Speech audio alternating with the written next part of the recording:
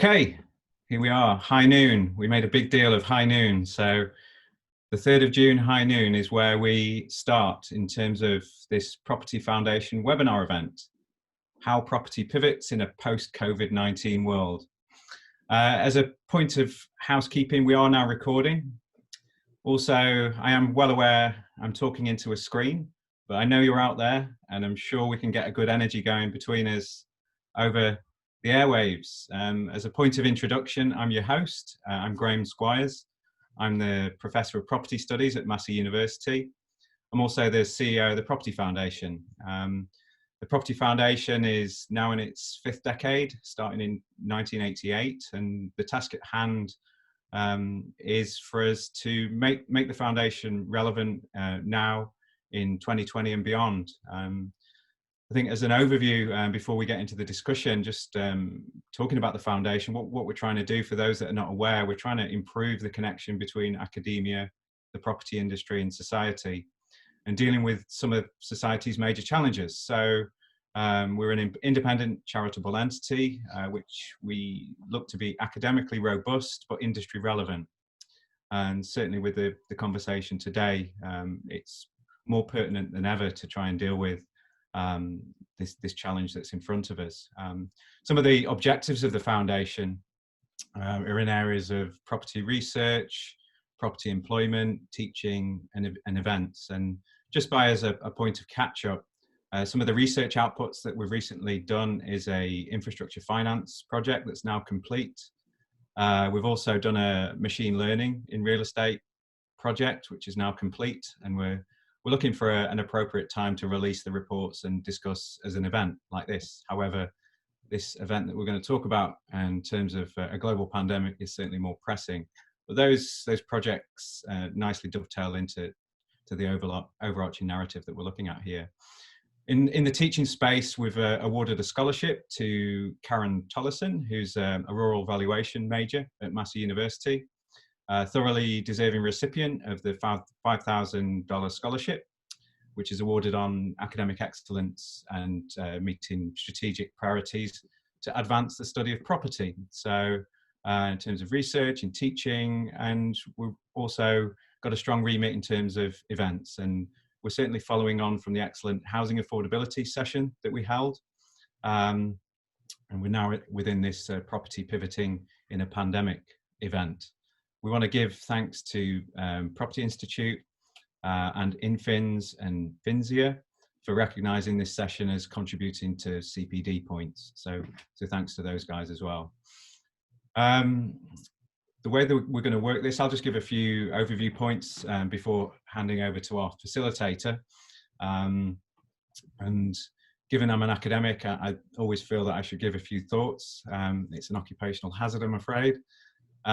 Firstly, for those, if you lose your serious face along the way, you can play some word bingo with us. The ones to look out for, we've all heard them. There's COVID-19, pandemic, lockdown, levels, unusual times, unprecedented times, new normal, the next normal, flattening the curve, R values, cases, death rates, testing, PPE, social distancing, and never be the same again. So get your pens ready for some word bingo along the way.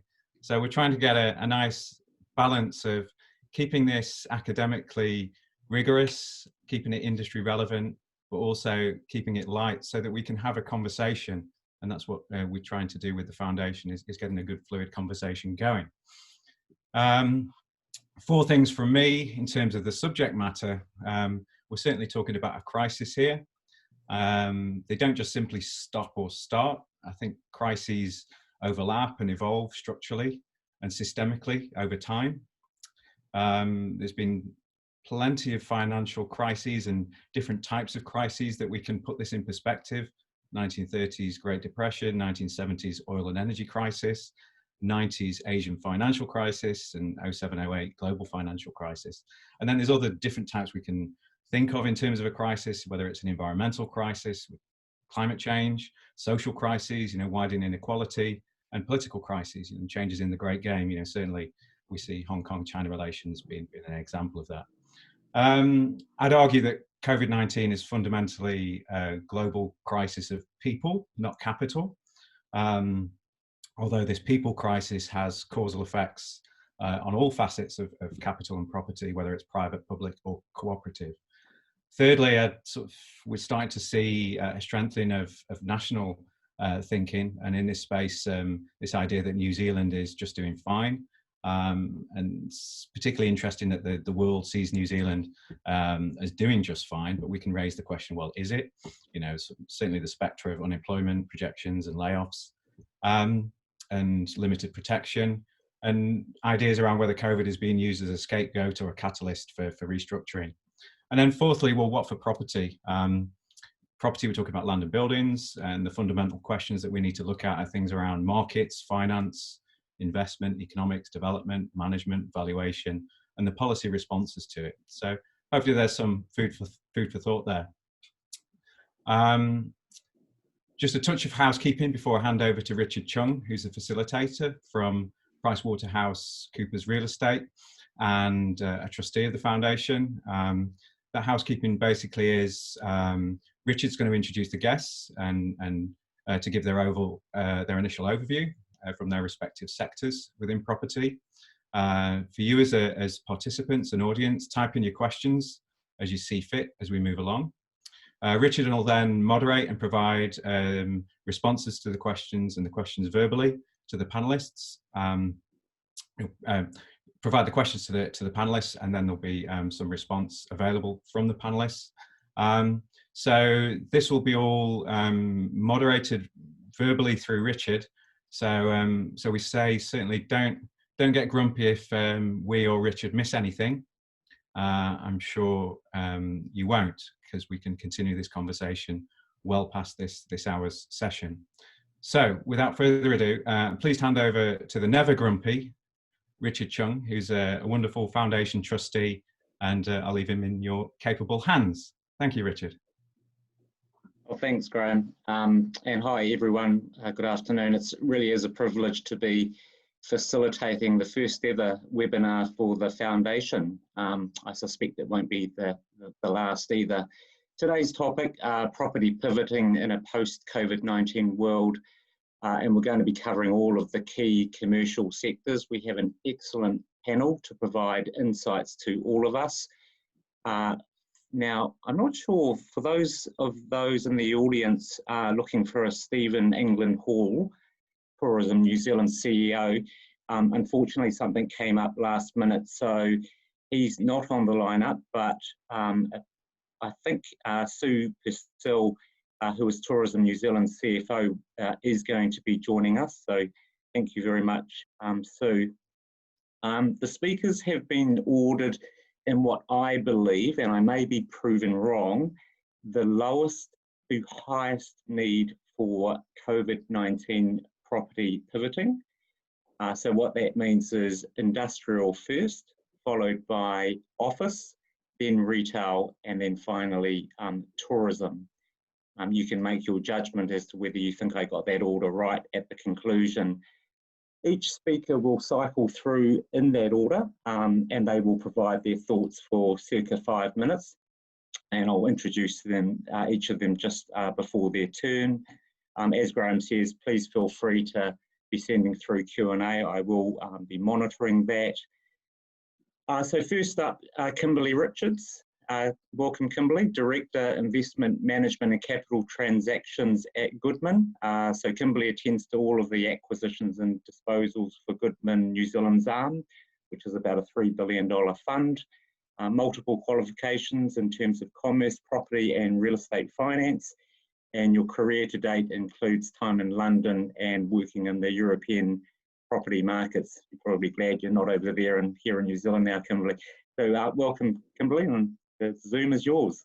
Yeah, thank you. Thanks, Richard. I thought I'd just give you a quick overview of Goodman Property Trust before talking to you about the impact that COVID's had on the industrial market and what that means for the future of logistics space.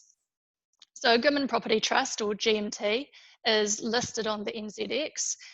We're New Zealand's largest industrial fund, and we have about $3.1 billion of assets. Our portfolio is now 100% invested in the Auckland industrial market, and we hold about 240 hectares of centrally located land, and that's across 11 estates and provides about 1.1 million square metres of space. We're focused on key logistics locations that have excellent access to rail and motorway networks that are also close to the consumer. So the industrial market was in a really strong position going into this. We had record low vacancy rates and strong rental growth. And I think industrial property has proven to be the most resilient of the asset classes. Industrial property plays a key role in the economy, and it provides the physical infrastructure to enable the distribution of critical supplies. So during the level 4 lockdown, about 40% of GMT's customers, or about 70% by rent roll, were operating their facilities. And that increased to about 90% at level 3. We were possibly also the only asset class to actually experience an increase in demand in this period. And this was really coming from distribution businesses who required additional space to meet the change in demand that they were experiencing. COVID has obviously had a significant impact on New Zealand businesses, and we've tried to support our customers where we can, focusing our efforts on those that are most vulnerable. So that means our hospitality and our retail customers who were closed during levels 3 and 4, and that also have limited financial resources. In response to COVID, we've also put a number of our larger uncommitted developments on hold, but we do expect the design build market to be active going forward. COVID is likely to accelerate some of the key trends that we've already been seeing in the logistics space, and that's namely around e-commerce and also automation. We've seen an acceleration in consumer take-up of online retail, both offshore and locally, and this continues to be a positive demand driver for logistics space. New Zealand Post received about 3.5 million parcels in the first 2 weeks of level 3, and that's more than double what they would usually receive at this time of year. We also heard from one of our large retail customers that their online sales increased by 7,000% over this period. We probably all experienced or heard stories about the stretched distribution network over the last couple of months, and some items were taking 2 or 3 weeks to be delivered.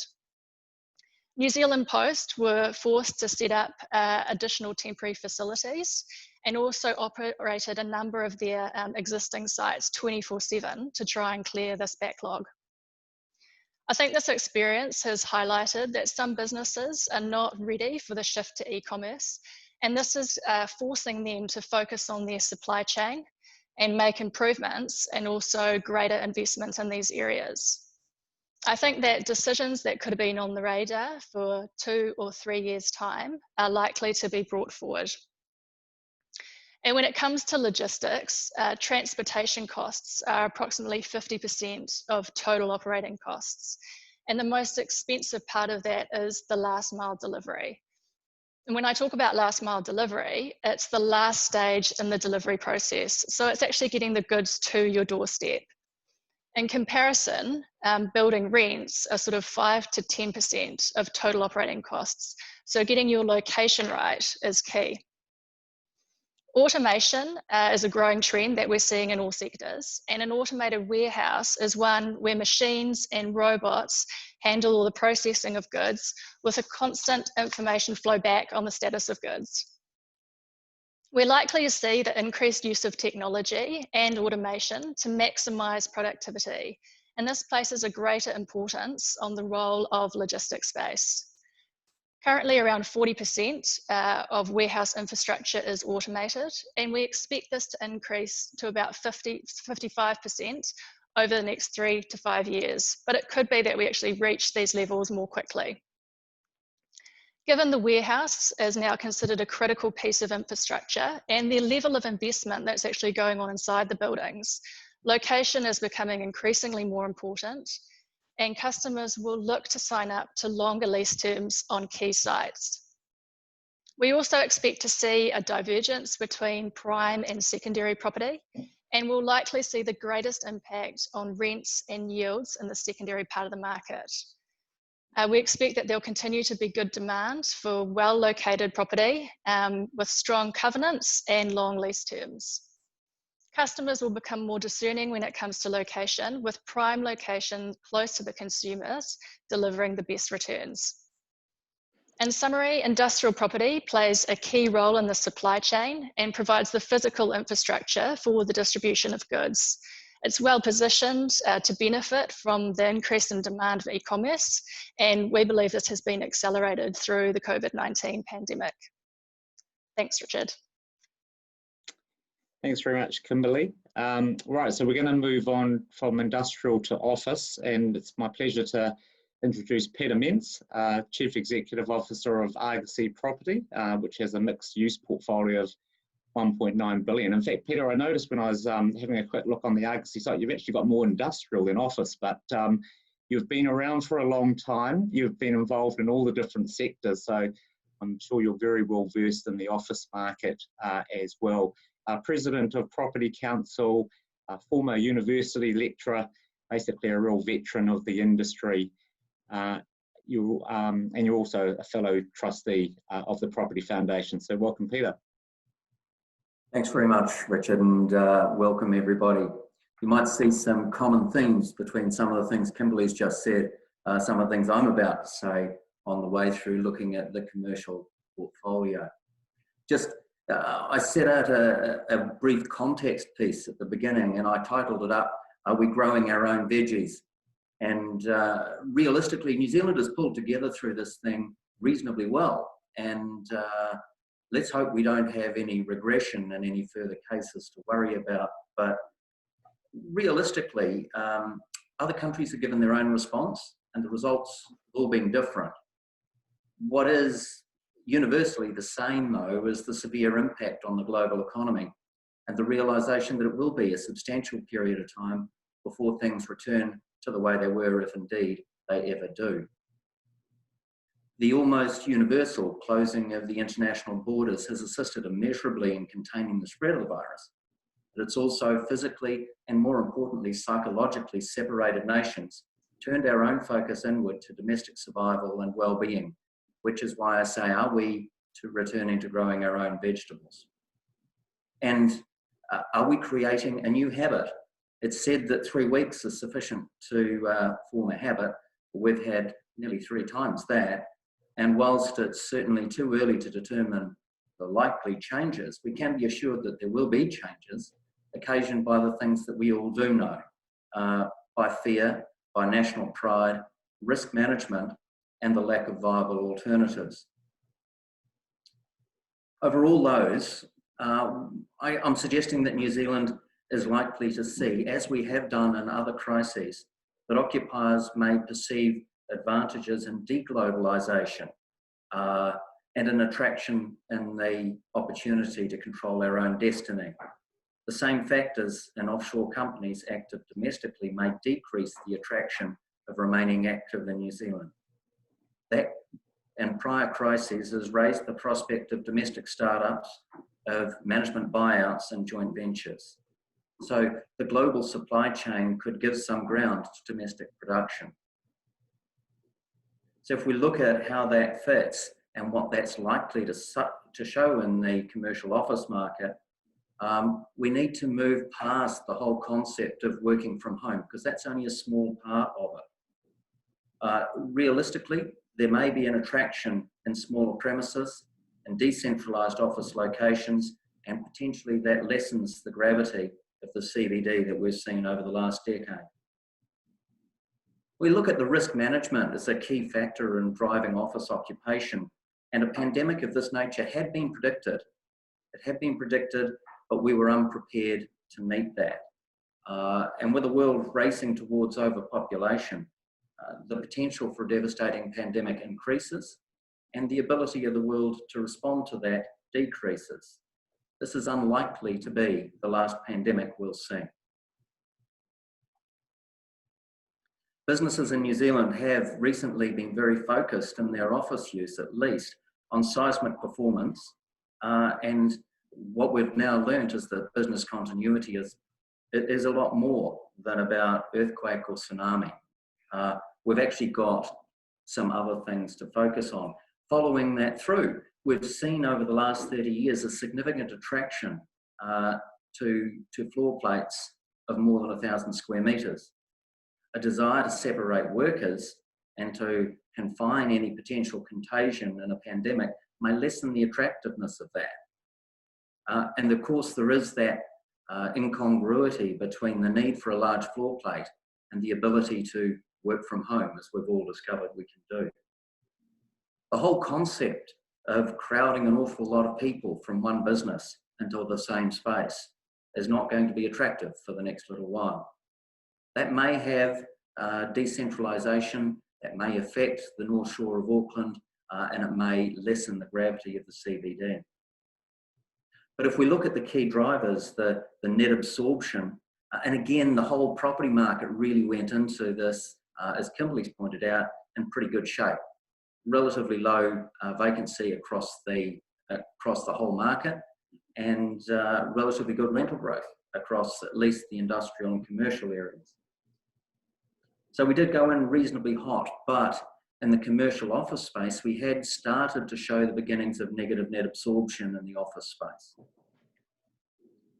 Which means, turning to the working from home thing, well, I'm a confirmed introvert. I'm way down the introvert scale. So working from home for me was pretty damned attractive, thanks very much. I had a lot of fun and found that it was pretty productive. Certainly helped that we had to get our annual results out at the same time. So everybody in our business was working from home very effectively and probably a little more than they would normally be productive in the office. So that worked. However, I'm probably an exception, and we all now know about Zoom fatigue. And the two most common things I got from my staff during lockdown at the weekly health call was to say, can't wait to get the kids back to school, can't wait to get back in the office. We've got a staff of 35, 30 of them are back in the office, and we have to keep enforcing distancing to keep them apart at the moment. The educationalists, interestingly, are telling us that they're observing mild trauma in students returning to the classroom. And it's interesting, isn't it, that parents told us that one of the things they liked about working from home was that they were spending more time with the children. Educators are telling us that that feeling wasn't always mutual. But the reality is working from home is what we've been doing, and that's not operating an enterprise. It ignores culture and belonging, which is so essential to a successful organisation. And there is a much greater appreciation today that a business culture is at least as important as a good business strategy. And culture relies on social connection, collaboration, and teamwork. You don't get that working from home. Without doubt, though, we have, by necessity, hastened our path towards the flexible working environment. However, as Kimberly said, this is a speed of change issue rather than creating a change in its own right. We were all going there. People of my generation might have been slower to adapt to the flexible working environment. That's just because, as Richard says, I've been around for a long time. But I just don't think that that's the big news. It's a hastening of a change. And in order to attract young talent and keep them in the business, we'd already identified that we needed to be able to provide that. There's also, of course, the counter view to the working from home scenario, and we've seen this a lot, particularly in Wellington already, that activity-based working has taken a giant leap backwards, and that higher density office spaces are less attractive than they were. Tenants in Wellington in particular have been really blunt and suggested that activity-based working is on hold for the next 24 months. And it certainly is at Argosy. So if this is a postponement of the trend that was thought to be the future, potentially that desk penitentiary idea is offsetting the working from home scenario. So those two have an offsetting effect. If we look back through that though, tenant retention rates in prior crises have generally increased. More likely to keep your tenants because the stay put option is both cheaper and requires a shorter lease term. It's also true to note that some new supply has been deferred. We've seen brand new buildings put on the back burner, and across the market, we've seen new developments and redevelopments pushed back. In our case, we've got a couple of new developments we were looking at that are probably going to be pushed back a couple of years. And again, picking up on something that Graham had said earlier on, let's be conscious that some of what we're seeing is hastening the death of the dinosaur. There will be a number of businesses that we see fail or forced to reinvent themselves that were on shaky ground anyway. And the cynic in me can't help but suggest that the COVID-19 shutdown has just been a convenient excuse for a restructure that was heavily on the cards in any event. There's no doubt that commercial businesses that rely on international tourism and travel will struggle. How long will it be before we see cruise ships back in our CBDs, and what effect will that have on CBD retail, particularly Queen Street and Lambton Quay? But equally, New Zealand is increasingly seen as a relatively more attractive destination, and it's going to be interesting to see what effect that has on us. So in summary, for the commercial office market, I certainly see some change. I see some innovation, some redesigning in the way we use our space, but I don't think there's a lot of blood on the carpet in the New Zealand context. Richard, back to you. Thank you very much, Peter.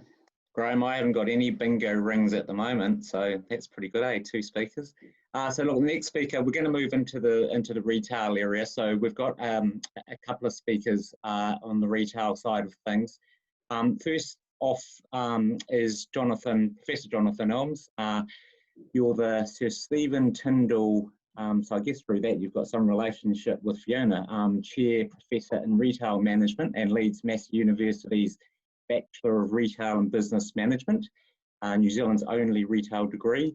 You're a director for the Centre of Advanced Retail Studies, which is New Zealand's Centre of Excellence for Retail Research, Education and Scholarship, and you've also got a PhD in Marketing.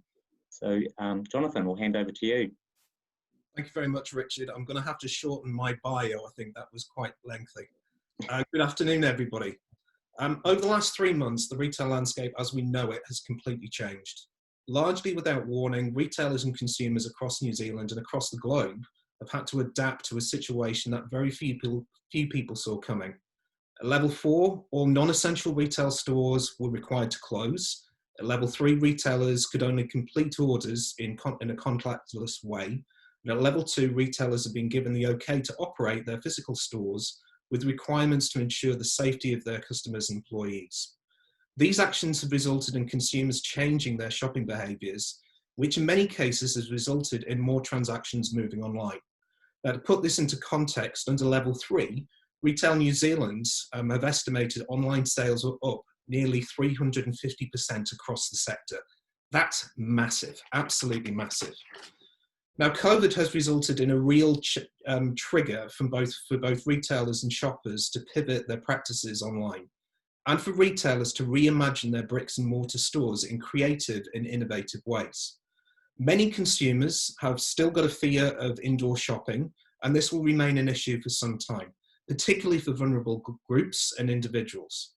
We're also seeing a bit of a seismic shift in terms of the blurring of retail activities and hospitality, as well as tourism, and I think that's something that Sue hopefully will pick up on in her little pitch. But definitely we've seen the scope, the role and function of physical bricks and mortar stores changing, and I will believe they will continue to change. Over the last perhaps 20 or 30 years, there's been a growing culture of convenience within retail. And we've seen this through the emergence of different store formats and fascias in new and different locations, as well as an overall product offer which has changed and adapted because of the ever-evolving retail landscape and consumer needs, wants and desires. But I think now we're moving to a situation of sustainable and resilient convenience. So what does this all mean, and what does this have in terms of an impact upon property? Are we going to see fewer stores? I think so, absolutely. Over the next coming years, we're going to see a consolidation of particularly stores that aren't really proving the worth and are the most profitable. We're probably going to see some quite significant closures around CBDs, particularly around Auckland and Wellington, simply because there's been a decline in footfall because of the tourist market and office workers deciding to work from home much more. Are we going to see smaller stores? Now, this is an indication of what's happening overseas. Perhaps not, because Kiwis still like big box retail. And we're seeing more and more investment and signals that overseas retailers such as IKEA, Naidu, Costco, who are opening businesses, are using the big store format for good effect. Now, bricks and mortar has got to work a lot harder and a lot smarter than it has ever done before, and it will need to do so moving forwards. Technology will see much more in stores as an enabler to an enhanced customer experience and personalization. We'll see the integration of smartphone technologies, artificial intelligence, virtual reality, augmented reality, to really support human interaction rather than to replace it. Flexibility, I think, is key as well. Open and closures of stores, particularly potentially if we move across alert levels, is going to be key. We may have to see alternative use of physical space within stores for a variety of different purposes, and a mixed use of sites as well, really blurring the distinction between commercial and residential property. I would also have thought to see a lot more collaboration between different businesses in the retail sector to make sure that they can fulfill order requirements of customers. And I really think we're going to see a lot more blurring of retail, workspaces, leisure, and entertainment as an overall package which attracts consumers to an overall destination. Cleanliness and social distancing is also key. So contactless transactions are going to be ever more pertinent than they have ever been 3-4 months ago. But in all, physical stores are going to be seen much more as a destination to be successful. An all-embracing experience, showrooms not for a better word, a physical manifestation of the physical brand. Now, what does this all mean for property? Well, basically, online and physical property needs to be integrated a lot more than it's ever been. And I think to reiterate a message that I've already said, retailers need to think a lot more creatively than they've ever done before to reach the challenges that are being laid out to them because of the current situation. Richard, pass over to you. Thanks very much, Jonathan. All right, we'll switch to someone that is on the real retail side as opposed to the sort of academic side, and that's Fiona. Fiona, you're General Manager for Property at the Warehouse.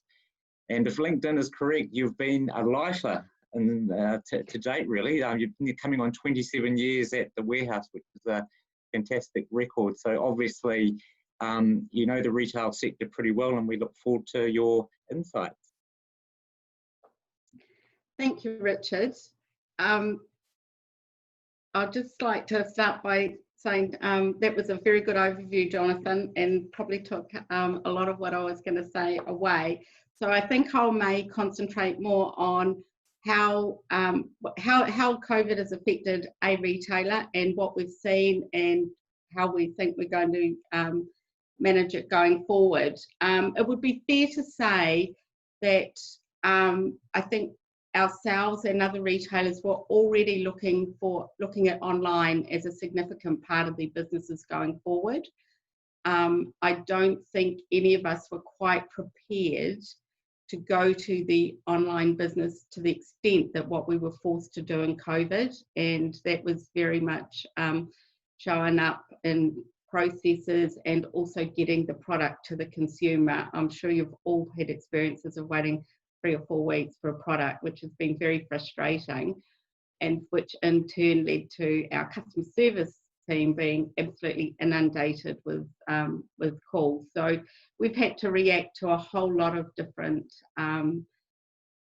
challenges coming through COVID.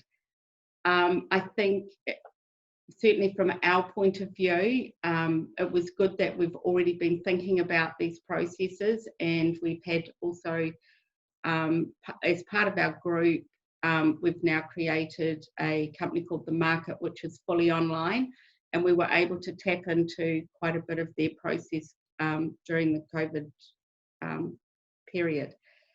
So as far as bricks and mortar go for property, I think it was already getting quite evident that that retailers were getting challenged with bricks and mortar.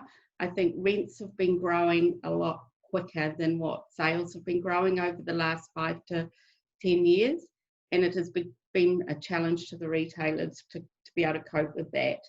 And it would be fair to say that some of these reviews that are coming out with some of the properties, such as Bunnings announcing today the closure of 7 stores, like we really were starting to have to face into that. And again, COVID is just bringing that forward.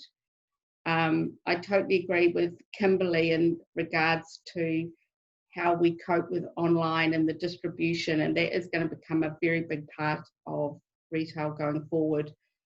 And we will have to look at different concepts for that. As far as our bricks and mortar stores, as Jonathan said, I think there'll be more showrooms, and you'll probably see that in some of our new Red Shed stores. We've just opened Lane Avenue, which is far more a showroom than some of our older stores. I was in the warehouse a long time ago when I first started, where it was really a stack it high and let it fly environment, and it worked very well for a long time, but those days are well gone now. So we need to look at different concepts and just cover that.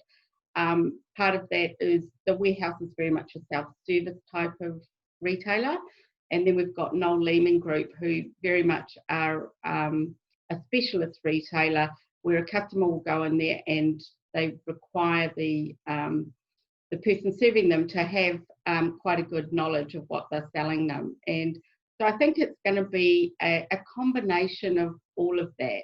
And yes, I think that the challenge for retail going forward is that mix of bricks and mortar, online, click and collect, how we're going to cope with that, in new stores. Are we going to see like more of a drive-through click and collect, so it's really convenient to the customer, instead of the customer having to park their car and go into the store and get their goods? Agree around the CBD, where, I mean, obviously the rents have been exceptionally high in CBD, but do we need some sort of click and collect outlets within the CBD so that people living in the CBD can get their goods easy? So look, I don't think bricks and mortar is going to go completely, and I think there is still a really good place for it. I think online will definitely grow, and I think this whole concept of click and collect will become something that we need to look at quite closely as well. So I think COVID to me has just brought all this forward in a rush, and I'm not saying that's a bad thing, because I think we've probably been overthinking a lot of these things for a while, thinking, will they work, will they not? And now we've been thrown into the deep end. And look, I'm really confident for retail going forward. I'm confident for bricks and mortar. I'm confident for online. And yeah, look forward to being part of the changes. Hand back to you, Richard. Thanks very much, Fiona. Interesting, isn't it, Kimberly and Peter? Tenants never think that rents are sort of low or fair. They always think they're too high. Yeah, it's a great comment, isn't it? Yeah. Hey, but look, I suppose the one thing from the speakers so far certainly seems to be, if there was another byline, Graham, it sounds to me like COVID-19, the accelerator, would be one, because a lot of you are saying that it's just sort of moved things forward at a faster rate, which is interesting. Hey, we're going to switch tack slightly. We're going to move into the tourism sector. And so, Sue, welcome, and very appreciative of you joining us, a bit of a late call up. I wonder whether Stephen England Hall is with Minister Davis trying to work out how the $400 million budget allocation is going to be spent ahead of tomorrow's announcement. So that's just speculation on my part. But so you're CFO for Tourism New Zealand, and you've obviously been extremely busy trying to support the country's tourism businesses that have been and continue to be very severely impacted by COVID-19. For the audience, a little bit of trivia.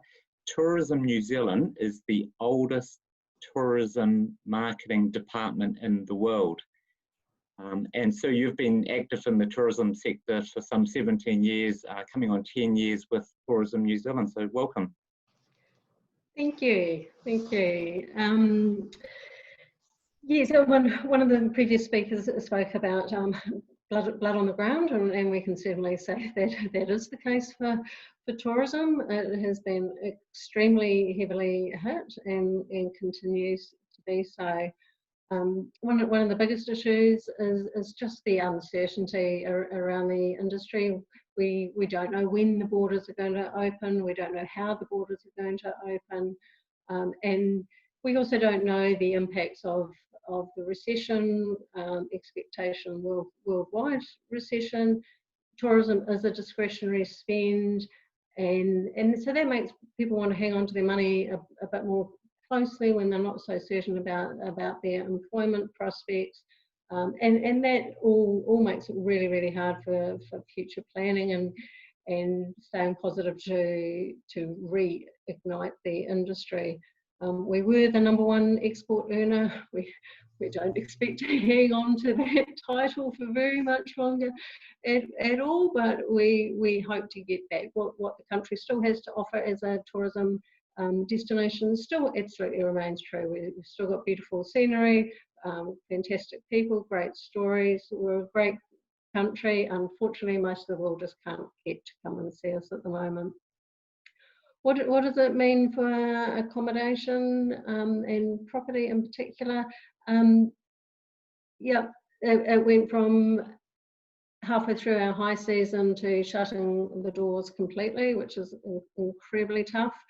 The operators that we've spoken to, which is a significant number, in the thousands, we've got about 28% currently hibernating, and they've said that they will remain hibernating until the end of the off-season. It varies by region. They are certainly not all evenly hit. So some regions like West Coast really heavily reliant on tourism, doing it really tough. Some of the other regions that are more domestically focused, they have the ability to pivot a little bit more. So somewhere like Nelson, Tasman area, which great walks and currently have a good number of domestic visitors already. And then we have some of the cities, which is a mix of tourism and corporate. Again, they're doing it tough because people aren't travelling for business at the moment either. So there's no one in the sector who's sitting here going, it's all great, and it's a very tough time. Domestically, so we can now travel domestically, and what does that mean? Is that the saviour we're all looking for? The issues with domestic, it's great that we can travel domestically, and that gives some hope to the industry. But a lot of domestic is around school holidays, long weekends, which don't keep everyone fully occupied all the way through the week, which is where international tourism is great. And also domestically, people travel a lot for events, and with the borders closed, we're not going to have too many big rock stars coming in here doing concerts, and travelling for events at the moment is still quite difficult. So we are seeing some operators.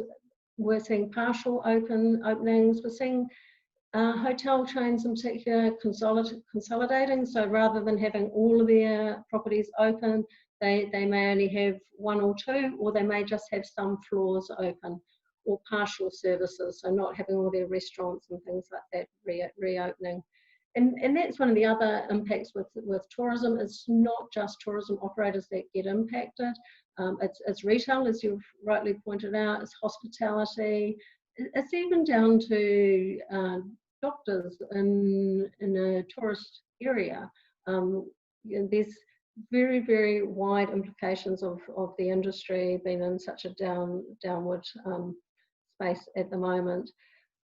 So we have seen a lot of job losses in the industry, and the other thing that we are expecting to see a bit around property in particular is a downturn in investment. So normally during a low season is when we would hope to see the hotels refurbishing, spending some time and money when they haven't got all their rooms fully occupied, tidying up the properties, but with no revenue coming through and so much uncertainty, then that makes it really difficult to want to keep on investing, particularly when we don't know when the borders will open, and it could be a longer, slower recovery for the industry. So that's also adding to a bit of uncertainty. But we have seen some examples of businesses pivoting a bit. There's been the transitional housing, so in particular the motels, working with the government there, and also with quarantine accommodation through some of the hotels and things as well. So there is some pivoting going on. There's some great deals out there going on as well. So the industry is working hard, but it's a really, really tough time, and we don't see a quick fix or a speedy recovery. On that not so cheerful note, I'll hand back to Richard. Thanks very much, Sue. I was one that did take the opportunity, Queen's birthday, to do a bit of travel. So we did come up to Auckland for the weekend for a good friend's 50th. So that was my first time traveling in about 12 weeks. There's quite a few questions coming through, and I'm going to try to, and I'm just conscious of time as well. So look, I'm sorry that we won't get to everything, but maybe if I just go back to the start, Kimberly, just in terms of industrial property, industrial property certainly seems to have been the golden child of property investment for some time now, and has come through COVID-19 reasonably unscathed. What do you see as the biggest threats to it continuing to be a real strong performer? Yeah, I think the biggest threat probably sits in the secondary part of the market. So I kind of talked about the importance of location and how that's going to get greater emphasis, I guess, with this shift to e-commerce and delivery and last mile. So I think those properties that are on the fringe of the city could possibly struggle, and also secondary building structures that aren't able to adapt to automation and the requirements that you need to be able to invest in that kind of technology within the building. Okay, thanks, Kimberly. I'll pick an office question, Peter, for you. Could COVID-19 be the trigger for co-working type space as tenants look to trade off long-term leases and expensive fit-out commitments for truly flexible work environments? Yeah, look, I think that trend, Richard, was already there, and I think it will certainly hasten it. Our projections suggest that we'll see quite a bit of growth in that corner of the world, at least through the interim period where there's a greater degree of uncertainty coming back from the market. And uncertainty is what we're dealing with across the sector. Okay. A retail one, I'll put this both to Fiona and to Jonathan, but the retail is obviously a very diverse sector with many players. Who would you say the winners are and who are the losers? Quite a tough question. It is. I'll make a start. I mean, obvious winners at the moment are food, grocery and alcohol retailers who have done extremely well during the lockdown period. Obviously, people can't go out to spend money, go to restaurants, go to bars, go to cafes. So inevitably, we bought more of an overall percentage that we consume within our homes. Those that have not done very well, fuel retailers, who are not looking in good shape whatsoever at this moment in time. Apparel retailers, electronic retailers, their profitability seems to be quite spurious across globally at this moment in time. Those small retailers who perhaps didn't have an online presence and perhaps don't have the skills or capacity to launch their own platform. And I think those businesses which operate in a retail, hospitality, tourism space, who have a series of different markets are struggling for a variety of different reasons, as well as the totality of everything that's going on at the moment. Fiona, anything to add to? No, that was quite a good overview, I thought. But I guess like one of the things that I think about is that while the economy was quite hot and people were spending a lot of money, there was almost a move to specialty retail, and people were happy to spend a bit more money. I think as unemployment sort of hits us, I think there may be a move back to, you know, people being more concerned about price. So that may actually affect some retailers as well. Okay. Sue, maybe just one on the tourism side. How much of a positive difference will the Trans-Tasman bubble make when it eventually gets going? Yeah, as Australian visitors account for about half of our visitor numbers normally. So our international visitor numbers, so that's great for accommodation. It's around about 44% that stay in motels or service departments, and another 37%, I think it is, in hotels. So that will be some significant numbers.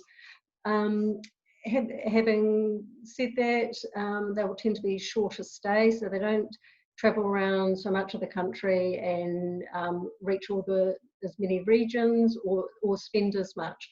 So you know, some of our other key markets are the ones that come over and do lots of experiences. A lot of the Australians are visiting friends and family. So yes, it's a great start, and yes, it will make a big difference. But it will also have some other complications of when we open up to them, then how can we open up to China or some other countries? Will have to do that in tandem by agreement. So it will be great. It's a good thing for the industry. But the sooner we can get all the borders open again safely, that's an even better result. Okay, thanks, Sue. And what I'll do, and again, apologies and thank you very much for all the questions that are coming through. I might just, in the interest of time, I've got one more question that I'll ask each of the panelists, and maybe if we go in the same order as the original speaking, with leading off with Kimberly, Peter, Jonathan, and then Fiona and Sue. But the question is quite a simple one. What has been your biggest learning from COVID-19 so far? Kimberly? Yeah, thanks. Yeah, I think there's been probably two. I think it's the importance of being well capitalised, so you can actually absorb these market shocks. And I think the other one is communication. So I think being open and available to, you know, to speak with our customers, our investors, and also communication within our business has been really important, because it's obviously been a very stressful time for people. Thank you. Peter? Yeah, I'm going to go with a slightly different line on that. To me, the big learning here is the importance of the company culture and keeping the business operating when you're running remote. Our team did a really good job, and I think without their universal respect and fondness for each other, that would not have happened. Thank you, Peter. Jonathan? I'll take a completely different angle. I think the key thing for me is how we look after our vulnerable populations. We've got many marginalised and vulnerable populations that have felt the brunt of COVID-19 disproportionately. I'm thinking of older consumers, I'm thinking of disabled consumers who perhaps don't have the option, the ability, the skill set to be able to shop online. And that's been a real fear factor and a big anxiety platform for many communities. And I think it's something long-term we need to address. Thank you. Fiona?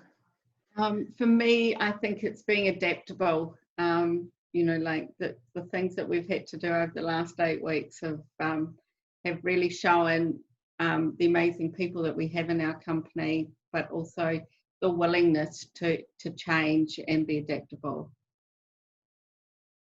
Thanks, Fiona and Sue. Yeah, I'd kind of build on that and say and agree. It's been about flexibility, needing to, you think you're going along in a path and then having to completely change your outlook and view on what you're doing. So the need to be completely agile in our approach and be willing to take on different things. And I think the only way we do that is by being connected better. We can't do it on your own, and the only way we're going to make the gains that we need in the long term is by working together and working with people and parties and industries that we previously hadn't. We are one big global world. It's kind of been made really, really clear, and those connections are really important. Thanks very much, Sue. Graham, I'll hand back to you with just a few minutes to wrap up. Yeah, no problem. Thank you, Richard. Yeah, certainly, Sue, you couldn't have said that. You couldn't have scripted that better. That's what we're trying to do with the foundation. Yeah, get people connected a lot better, particularly, you know, the thinkers and the doers is what we're trying to do here with the foundation. So it certainly resonates with what we're trying to do with this platform here. Just quick thanks to everyone. Thanks to Richard for doing an excellent facilitation job. Thanks to all the participants. Certainly, I like the rock star idea. I was going to quip that our real rock stars are in the room right now, but I'll move on from that glib comment. But yeah, thank you so much to the participants. Really insightful comments. Also, thanks to the audience. Certainly, we had a great number in the audience, and I spotted when I had a little look a number of former trustees in the audience who I'm sure will be smiling away and proud of what we're doing here with the foundation. So thanks to everyone in the audience, the participants, to Richard, and everyone who's been involved in setting this up. Yeah, particularly a lot of the back office staff that did a lot of work to make sure that we are connected. So thanks to those guys. So 2 minutes to time. Feel free to exit via the online gift shop, and we'll see you next time to get connected again. Thank you, everyone. Bye-bye.